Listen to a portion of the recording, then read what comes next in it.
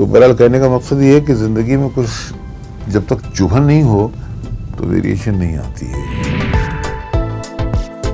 Theatre के लोगों को 1.5 पेज और 2 पेज फर्क नहीं पड़ता है। मैंने भी एक फ्लो में बोल दिया तो जितने भी तराफे पे बैठे हुए लोग थे वो सब ऊपर से तालियां बजाने लगे। मांगे जो भीख तो इस शान खुददारी के साथ, मांगे जो भीख तो इस शान खुददारी के साथ कि देने वाला जिंदगी भर हमसे शर्मिंदा रहे। My education, I am a civil engineer. So I used to teach mathematics and applied mechanics and theory of structure. तो ये मेरा एक ब्रेड एंड बटर के लिए मैंने अपने आप को एजुकेशन से उसका वास्ता कराया था ताकि कभी हालात ख़राब हों तो इंसान अपनी रोटी कमा सके। एक वाक़या अजीब है, एक बार मैं फिल्म लाइन में नया नया ही था, कुछ ज़्यादा कामयाबी मुझे मिली नहीं थी, तो मेरी वालदा बहुत जट पठान औरत थी। मतलब वो उनका सारा काम लोगों को पढ़ाना, बच्चों को लाके वो मोहल्ले के बच्चों को पढ़ाया करती थी। एक बार मैं घर आया शूटिंग से कई दिनों बाद लेट, तो देखा शी वॉज वॉमिटिंग ब्लड, खून की उल्टी कर रही थी। तो मैं घबराया, तो उसने कहा कुछ नहीं है, ऐसे ये काफ़ी दिनों से हो रहा है। और वो जिस बर्तन को लिया था पूरा ब्लड से भर गया था। मैं एकदम घबराया, मैं भाग कर गया बाहर एक डॉक्टर को बुलाने के लिए। डॉक्टर था नहीं, उसके घर से मैं उसको खींच के गया, जब लेकर आया माय मदर वॉज नो मोर।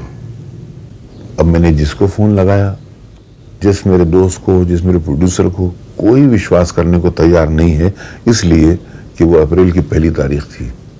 तो बहरहाल कहने का मकसद ये है कि ज़िंदगी में कुछ जब तक चुभन नहीं हो तो वेरिएशन नहीं आती है। मेरा एक प्ले था, उन दिनों बहुत मशहूर हुआ था कॉलेजेस में। मुंबई के तमाम कॉलेजेस में मेरे प्लेस लोग बाइबल की तरह दोहराया करते थे, स्टेज किया करते थे उसे। तो एक उसी प्ले को कुछ लोगों ने कंपटीशन में मंगवाया। तो उस कंपटीशन में अमंग्स द जजेस late Shri Narendra Bedi was there, Ramesh Bahl was there, Rajendra Singh Bedi was there, Kamini Kaushal ji थी।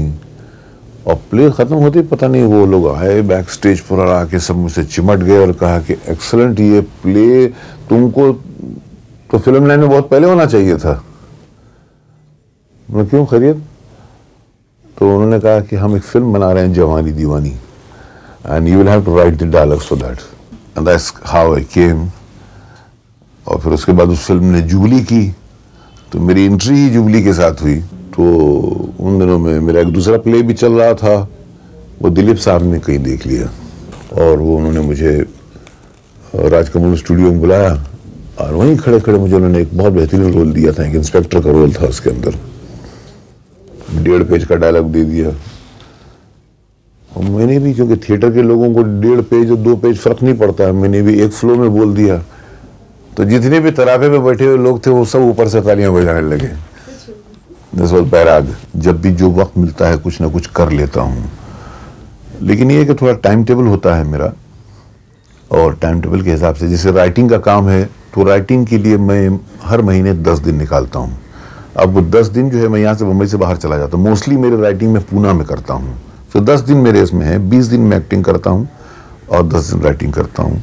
एक बात है कि मेरी फैमिली बड़ी नाराज़ रहती है मुझसे, क्योंकि महीने में अगर 30 दिन होते हैं तो 20 दिन एक्टिंग के और 10 दिन राइटिंग के, तो कहते फिर हमारा क्या हो।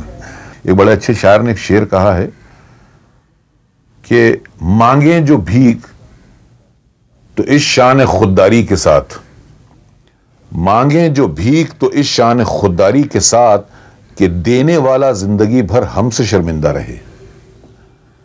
अगर जिंदगी में कभी भीख भी मांगने का मौका आए तो अपने ईगो को, अपनी खुददारी को कभी मत बिकने देना। ले लेना ऐसे कि जो सामने वाला दे रहा हो वो शर्मिंदा होकर आपको दे। और ये हमारे ब्लड में है, हम हिंदुस्तानियों के ब्लड में है। हमें कोई नीचा नहीं दिखा सकता, बजाते कि खुद हम नीचे ना हो जाएं। और ये मेरे भाइयों से, मेरे जूनियर से, मेरे सीनियर से सबसे तमन्ना है।